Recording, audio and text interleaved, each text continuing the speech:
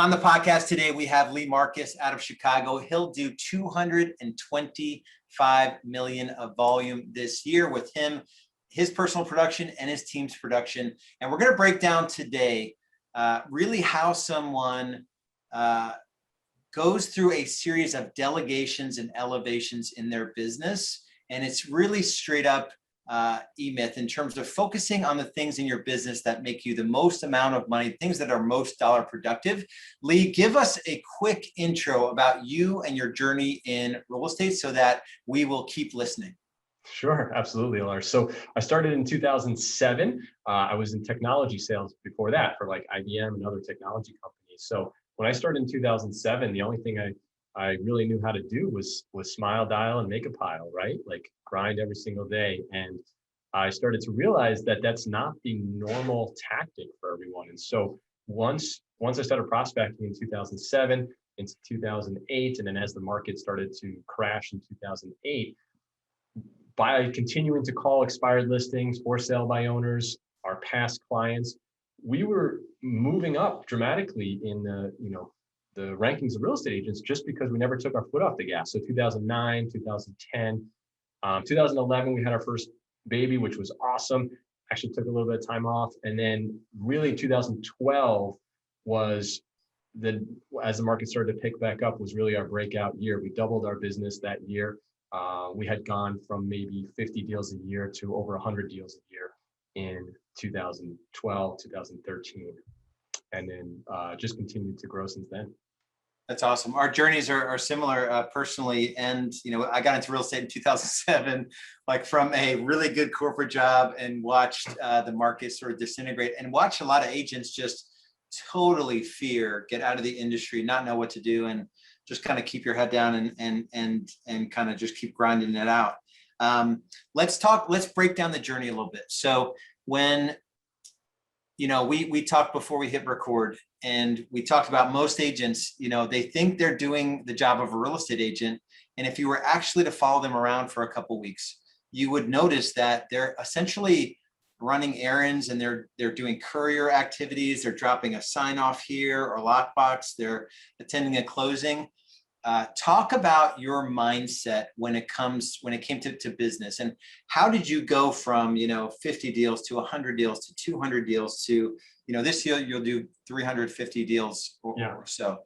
Talk about the mindset. How did you identify the things that were the most dollar productive activities? What was the process that you went through for that? Sure. So I think it's basic business 101, where you start to think about your dollar productive activities, or what you make per hour, right? And so you start to think about how much are showings worth, how much are errands worth, right? And but then how much is prospecting worth? And we started to track what our dollar per hour income generated from prospecting was, just picking up the phone. And I think we had averaged maybe $750 to $1,200 an hour during those prospecting sessions.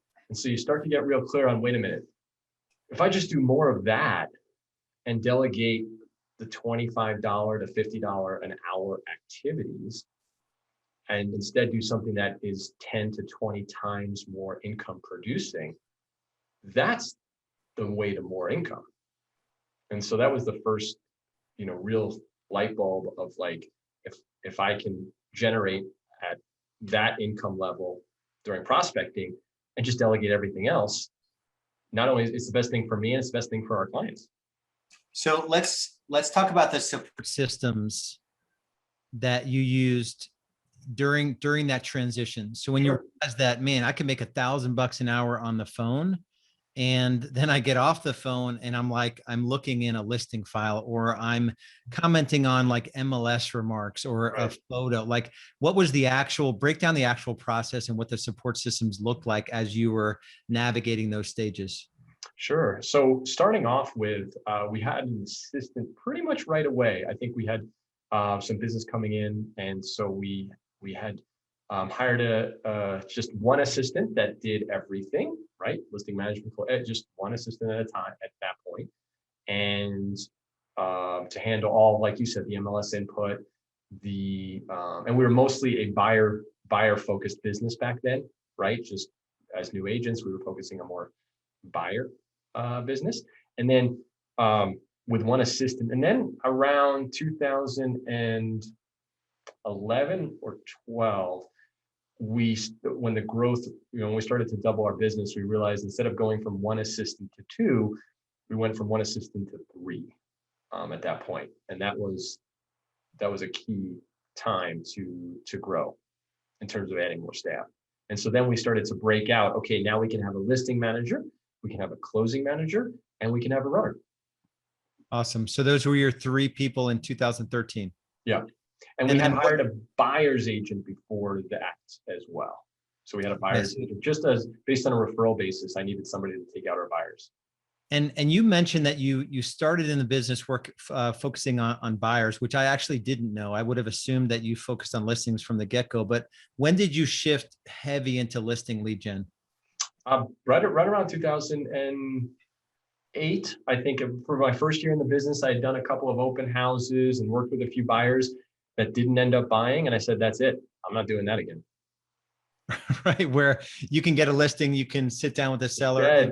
You can know the market, influence them to choose the right list price and get a listing and get it signed and get it sold. Yes. Yeah. So from then on, you've been almost exclusively focusing on the listing side, right? Exactly right. Yeah. Awesome. Yeah. Awesome. I at some points I probably did 1 to 3 buyer deals a year myself personally, but that was few and far between. Okay. So a listing manager and a closing manager, who's building the system? Did you hire folks that already knew what they were doing, or did you actually have to sit them down and say, okay, this is the way I want a listing to go from when I take the listing all the way through, getting it active on the market to getting it under contract to closing? Like, talk about like the process to build those systems. Did you meet with those administrators regularly? What was the process? Right. So very clunky at first, as you can imagine. The people we had hired, I think, had some interest originally in real estate. And so we just taught them kind of how we do things in terms of writing the remarks and all of that, and just had them sit with us while we did it. And that was probably the best training that we did, was just here's how we do it and just watch. Yeah. So it's the journey of I do it, which is, your first few years in real estate, then we do it. Is like, if you're effectively going to delegate something, you need to sit with them. And that's the part I'm horrible at. Like I can teach somebody anything in 3 minutes, and it's it's the worst. And then it's they do it, so how did you discipline yourself? If you're like me, the we do it is the hardest part. How did you discipline yourself? Because I want to talk about even you transitioning recently out of listing appointments, but on the admin side, how did you discipline yourself to take the time to sit with them? Sure. Well, so I think Grant Cardone says, if you want to meet the devil, have white space on your calendar, right? And so I just made it so that I didn't have the time to do any of that because I was prospecting as much as I was. It was between 4 and 8 hours a day of prospecting, right? So there was no, I couldn't just do it anymore. I couldn't do the admin. It wouldn't get done. I didn't have the time of the day. So I limited the amount of time I had for admin at all, so that it just became a necessity that I had to have somebody do it, because otherwise it wouldn't get done. I wasn't available to do it. Yeah. And were you the one sitting down with them and sort of teaching them how to do the certain things, or did you have someone else do it? My wife, Lindsay, who's also in our business, she was a real estate agent first at the time for about 2 years before I got in. She was amazing at sitting down with people. She's a high I expressive. And so she did an amazing job of training our assistant at the time on how to do those things while I was out going to get listings. And so is your personality naturally, because 4 to 8 hours, you say 4 hours to an agent, and some days you would do 8 hours if you had no appointments, which is, that's like in every top salesperson in every industry is filling their calendar with the dollar productive activity of lead generation. What is it about you that allows you to do that? Because most agents, they don't even think that's the job of a salesperson. I think it goes back to my first job out of college. I was in a call center. I was tech support, right, for IBM first at the time. 8 hours a day on headset on your head At that point, it was inbound calls coming in, and they tracked exactly how many calls you took, how many, your talk time, all that. And so then my first inside sales job after that with IBM, they did the same thing. How many hours were you prospecting? How many hours were you talking? And every day they sent out the rankings, right, of who was the top salesperson yesterday for all of the different categories. How many calls? How many? They tracked dials, the amount of talk time, and a couple other things. And so the minimum that they said was, okay, you have to have 4 hours of talk time and 80 dials. And so what I did originally was I'm like, okay, well, the average person makes 100 grand. If I want to make 200 or 300,000, I'm just going to double that, the minimum standard. So what I did was I took the minimum standard, I added 50 to 100% to that. And so instead of 80 dials a day, my minimum standard was 120. And then instead of 4 hours a day, it was 6 hours of talk time, right? So then every day it's just the minimum standard. I got in 6:30 a.m. until I was the last one to leave at 7:30 or 8 p.m. And so I just had a 14-hour day every day. And then within the first month, I was the number one salesperson by just, adding that to my minimum standard. And then let's talk about, so as you get more reps in, you get, I mean, your conversions can 2, 3, 4x, right?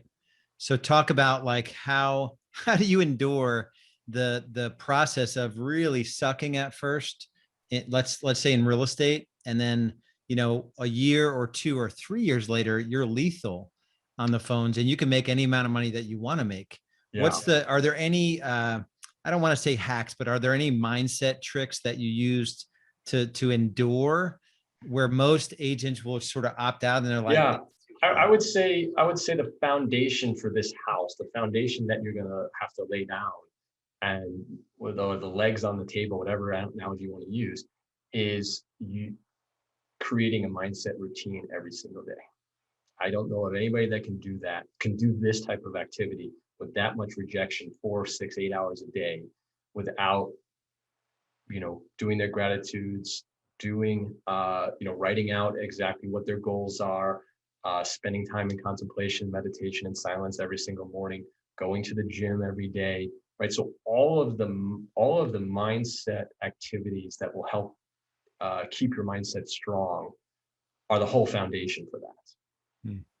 So everything that all of the great teachers teach, right, of gratitude and being attached to your goals and being connected to your goals and writing your goals out and visualizing and all of that, we did every single day at a high level. And so does that routine follow you to today? What's your morning routine like now? Yeah, absolutely. So we still, we have a trainer that comes around 4:30 a.m. to the house. No, 5:30 a.m. Sorry. We're up at 4:30 a.m. Trainer at 5:30. And then I'm at the office meeting with my sales team around 8 a.m. It used to be about 7:15 a.m. and now it's about 8 o'clock. And so what happens between 5:30 to break it down? 5:30 to 5:30, about 6:45 exercise, right? But 4:30 but between 4:30 and 5:30, we do the miracle morning. Awesome. So you guys are journaling, you're reviewing your goals, you're spending time, quiet time, all that. And that's with me and my wife, Lindsay. That's doing it as well. Awesome. And then 5:30, you're both working out together with a trainer. Yep. And then about 6:45, get ready. And then when are the kids getting in the mix? Are they sleeping until 6:45, 7? They were homeschooled this year, so they were sleeping until 8 something. So I was already at the office before that. Oh, nice. So you had that whole morning from 4:30 to like 3.5 hours. But otherwise, we had a nanny, and our nanny was coming in the morning to help, or we would do it. Sometimes if it's a day I didn't exercise and sometimes I get up around 3:30, get to the office around 4:30 a.m., do work for 3 or 4 hours, and then go home and get the kids up as well. So that's worked really well, is get to the office earlier and then go get the kids up. I feel like we can restart the whole podcast and just dive deep on, like, there isn't anyone that I know that's massively successful in multiple areas of their life that doesn't really own their day. So when I hear you say, like, yeah, this is just the way, I mean, you could choose to be marginally successful in business, in marriage, as a parent, in your faith, in your physical body, or you can choose to just control your calendar and make decisions on, you're probably not staying up till 1 a.m. watching Netflix and snacking Right. on So Cheetos, right? there is zero Netflix and chill. Yeah. So, but you make it. um, Yes. yeah, that's really, really good. Let's shift gears a little bit, because I want to talk a little bit about the technician versus the entrepreneur. So E-Myth, it's a book you're currently reading. It's the first book I ever read. So I never really got down the path of 8 hours a day of prospecting. I'm like, I'm gonna go E-Myth. And I just hired people that are really good at that stuff. But talk about, even if you're willing to open up about your struggles with getting so good at the technical work of headset on. Nobody can convert like you can convert, I would imagine. I remember hearing you in our boardroom, even the houses you call, like, I know that house. I'm like, I'm prospecting 12 houses today, and it's like this corner, because the whole game you play is a different game. But talk about the mindset shift, because I think you're in it right now, where you're going through the technician, like you're the highest surgeon, right? You're the top surgeon that nobody else can make that one cut like you can. But now you're deciding, like, maybe I want to own the hospital. Maybe I don't want to cut anymore. And it doesn't mean you're getting out of production necessarily, but you're trying to elevate out of it. So talk about just mindset around that.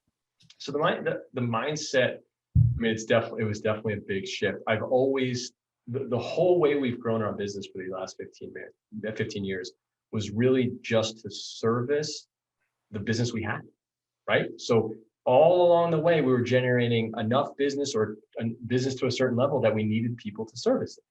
And that was our whole, that wasn't such a hard mindset shift, although, like I said, that took a little bit, but just, okay, we have too much business to be able to service personally.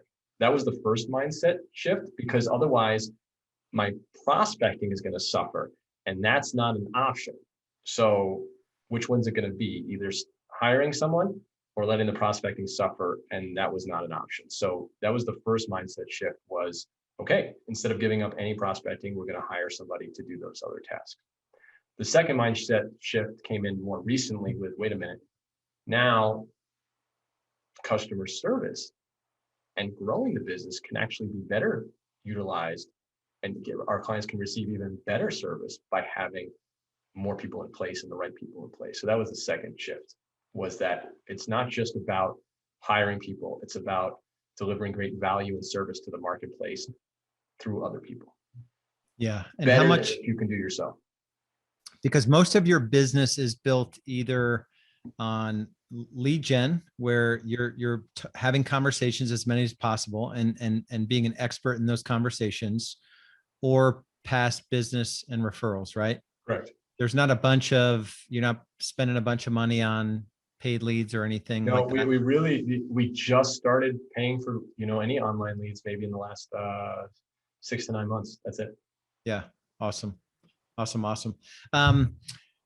want to spend So a little bit I of, don't know if that answers your question, but in terms of the mindset shift, it was, our clients are actually better served with other people providing the service than I could on my own. yeah. I remember there was a church sermon that I was sitting in on, and it probably was when I was in the midst of making the shift from, being in production to what the business could look like with me not selling homes. And I remember the title of the sermon, and I have no idea what the sermon was about. So I obviously was not present. It did not impact me in the way that the pastor intended. But the title of the service was, "You're Not That Important." So I feel like a lot of real estate team leaders and these big players are so, ego driven. And even if it's for a season, you've made the shift where, like, it doesn't have to be that way forever. So I want to talk a little bit about the challenges that you're experiencing, or maybe that's not the right word. If we can go back just one more moment to what you're talking about, because the other shift was implementing EOS that you had mentioned years ago to us. And once you get the core values right on who you're hiring, it changes the whole game. So I just want to put that in there as well, that this whole system can't run unless you're hiring based on core values. Yeah. Yeah. So let's touch on that a little bit. That's a really, really good point. A lot of teams, they're essentially a glorified brokerage. They've got the wrong economic model. They'll let anyone on the team, like it's essentially like walking into any real estate brokerage. And if you have a license and you sell a few homes, they'll take you in. So talk a little bit more about that. How did you feel any pain because you weren't abiding to some core values early on? You put them in place and then things sort of got better because yeah, exactly right. That once you start learning about the core values and you start running the people analyzer, you're seeing where people fit and you notice the people don't. But then, that there's a lot of pain right there because you realize of what the actions you have to take to fix that. But then once you start hiring based on the core values, it's amazing that the sum is great. What is it? The whole is greater than the sum of its parts. That it's amazing what you can accomplish when you have people that share common values can achieve together. What's the number one core value that's like non-negotiable? Like if you even smell that this person in front of you doesn't have this, what's the one? I mean, work hard, right? Work hard. That's number one, of course. Yeah. But Hustle and work hard. Hustle and work hard, but be humble. So humble, like you can kind of tell. I would say the one that sticks out like a sore thumb is the lack, if there's any lack of humility or any lack of humble, because if there's no work hard, they're gone before they even get here, or they're gone quickly. But the being humble, sometimes that can hide a little bit. And so that's probably the one that sticks out like a sore thumb. Yeah. If that's not happening. That's awesome. Because I mean, you're investing heavily into folks and, you just don't want to be around people that are going to suck the life out of you. It's just not worth it. No. Yeah. No. All right. So let's talk a little bit about the challenges in, where you are now. You're selling a ridiculous amount of real estate, $225 million worth of real estate. You've got how many administrators? 4 or so? We're up to 9. Okay, 9 administrators. Mm-hmm. And how many agents? 9 agents as well. Okay, 9 agents, 9 admin. That tells you a lot right there. The amount of we've found a very similar, like, there's just as much as minimum. There's almost a 1-to-1 ratio. It's all divided and there's a lot of, no matter how you slice it. It really is. Like if you're really ruthless about getting stuff off your plate that's not sales related, everybody needs a full-time administrator. Because once you know your value, right? Once you know that you're making $1,000 an hour or $2,000 an hour prospecting, well then it's not, hiring to help that is not a hard decision. Yeah, awesome. Let's talk about, I want to hear your current challenges. Where are you challenged right now? What are some of the hurdles to growth or your time or what you're passionate about? Just open up as much as you want about some of the challenges you're having. I think some of the basic business fundamentals, like in terms of tracking. So let's say, just understanding tracking for a moment, right? Like I've always tracked just my number of contacts, my listing appointments. So I knew my sales ratios, but the business ratios, when it was just me and an assistant and maybe a buyer's agent or a few assistants, a lot of that stuff didn't matter as much. And now being able to really get granular on those key metrics is one of our biggest challenges. Awesome. What else are you finding any challenges in, getting out of the technical work or aspects of it or financial model or anything like that? Yeah. And then this, transitioning to out of the technician role is still taking time. I mean, I still get a lot of satisfaction out of being involved. It's been a big habit for the past 15 years. So just transitioning out of that, has definitely been more of a challenge. Yeah, I know others that are very prospecting focused, and I always joke with them, like one day y'all are just gonna reach like over your face and like pull back your skin, and there's just a robot there. There's just like the ability to go in and just focus on one thing.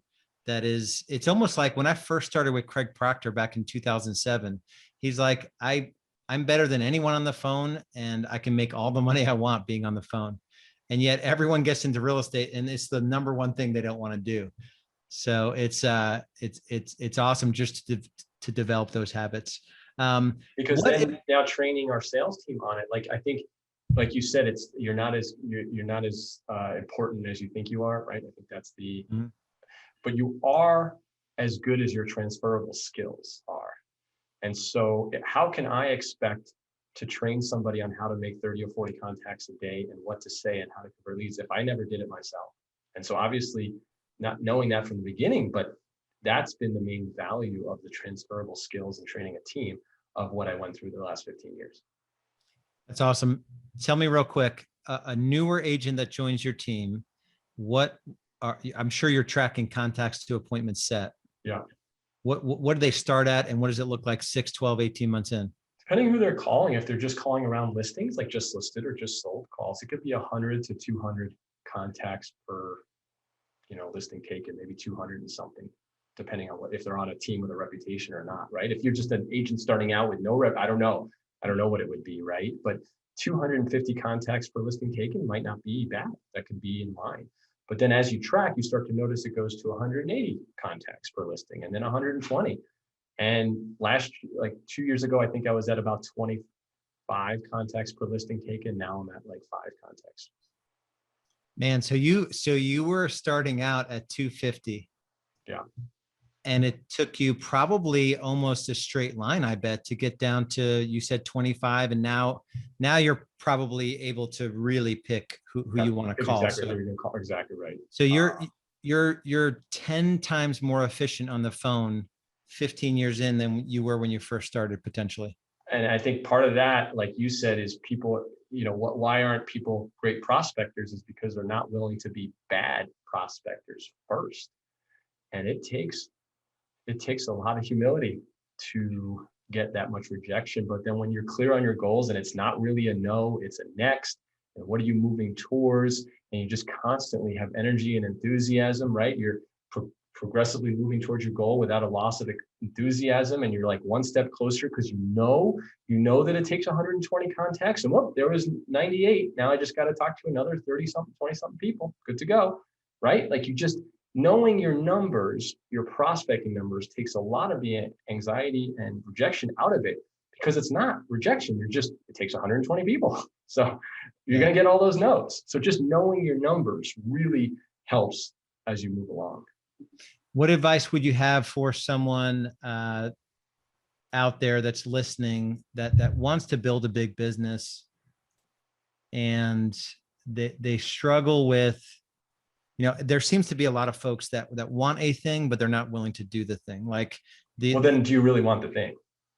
Yeah. So what advice? So I would check that. Check yourself. Like, are you willing to do whatever it takes to get there?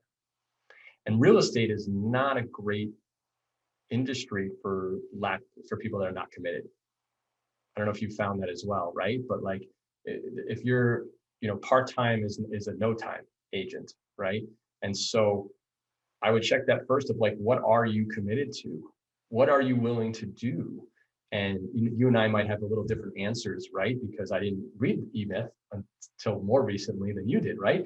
But I knew the sales fundamentals and put myself through that. So I would say if you're not willing to get on the phone 4, 6, 8 hours, if you're new, I can't imagine 2 hours is enough. I just can't imagine, because what else are you doing with your day?